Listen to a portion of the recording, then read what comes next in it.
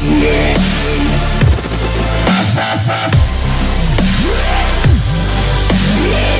following is an adapted excerpt from See You Again in Pyongyang, A Journey into Kim Jong-un's North Korea by Travis Jeppesen. Today, you can visit the 160-mile-long Demilitarized Zone, DMZ, something of a misnomer since it's probably the most heavily militarized borderland in the world, with legions of soldiers and minefields surrounding either side, at the joint security area of Panmunjom, a truce village where North and South Korean soldiers stand face-to-face between two small blue houses meant to contain diplomatic exchanges between the DPRK, Democratic People's Republic of Korea, and ROK, Republic of Korea, governments. Your experience of the joint security area will be markedly different depending on which side you're visiting from. From the south, it must be done on a package tour, typically departing from Seoul, and is conducted with an air of high drama and deep paranoia, with participants rigorously briefed and made to sign a waiver acknowledging the possibility of injury or death as a result of enemy action. At the end of the trip, you are handed back the waiver to keep as a souvenir. One wrong move by a tourist, the South worries, could reignite the decades-long stalemate.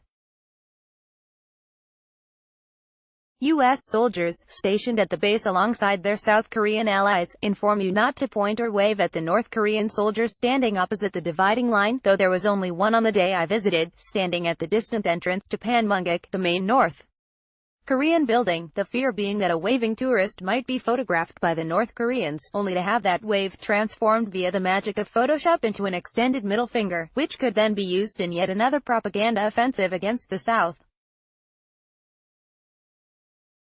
Tourists are ordered to stand in a neat line staring straight forward at the North Korean side, frown on the face, and arms stuck to the sides, only to raise them to take photographs once the signal is given. South Korean, right, and North Korean army soldiers stand guard at the border village of Panmunjom in the Demilitarized Zone, DMZ, between the two Koreas. On young June, AP visiting from the north is almost comically relaxed by comparison. Of course, there are fewer tourists, you'll usually be completely alone, save for the other members of your group, and even fewer visible soldiers. The bus leaves you at a souvenir shop in Panmunjom, where, after doing your shopping, you are introduced to the single soldier who will be your guide and protector. He calmly accompanies you to the DPRK Peace Museum, which is in a reconstructed house that must resemble what the homes in Panmunjom looked like when it was a functional village, and is where the armistice agreement was signed on July 27, 1953. Here, the soldier guide somberly narrates the events leading up to and concluding that day.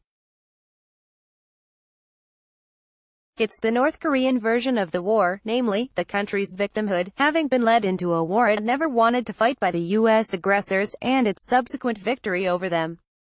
Finally, you are led to the joint security area, where you are free to laugh, wave, or point at the South Korean side all you want. North Korean soldiers look at southern side as a U.S. soldier stands at the truce village of Panmunjom in the Demilitarized Zone. Legion Man, AP on my 3 visits to the DMZ on the North Korean side, I have never seen a single soldier standing on the ROK side.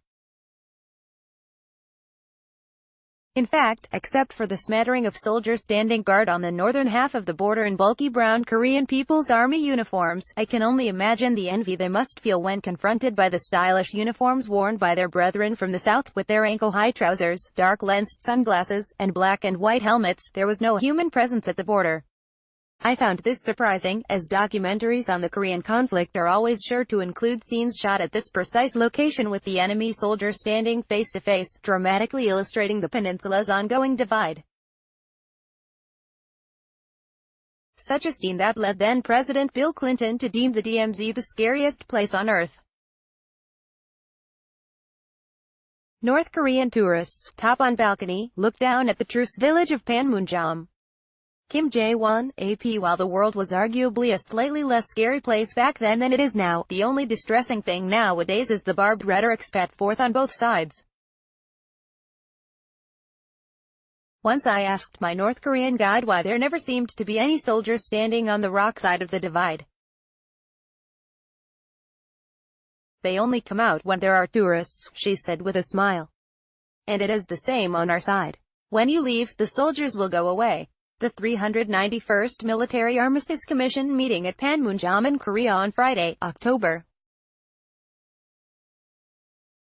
27, 1978. AP visiting from Seoul. I noticed North Korean items like bottles of soju for sale in the souvenir shop. Once on the north side, I spied a soldier drinking from a can of that favorite imperialist beverage, Coca-Cola, all of which leads me to suspect that the two sides have managed to find a way to engage in some covert, friendly trade.